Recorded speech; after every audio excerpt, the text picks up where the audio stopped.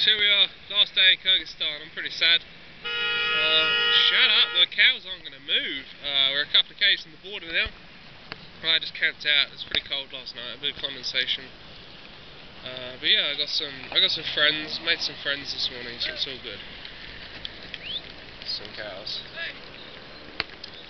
Some cows and some cowboys. So yeah, it's all going good. Into Kazakhstan. I'm hoping for a big day today. Sunny. It's going to be pretty hot. But yeah, it's all good. It's all good. Hello.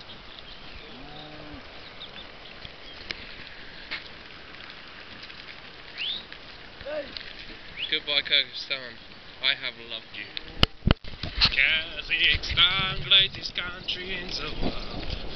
All other countries run by little girls. Kazakhstan. No, that's enough of that. Borat, what have you done to this country? You terrible person. So here we are. Just crossed the border. That was easy enough. Didn't know what took. Like half an hour max. Nothing major. Stamp, stamp. So we're in Kazakhstan. Looks pretty similar to Kyrgyzstan, but I've only been here for like 500 meters, so that's all. Bring on Kazakhstan.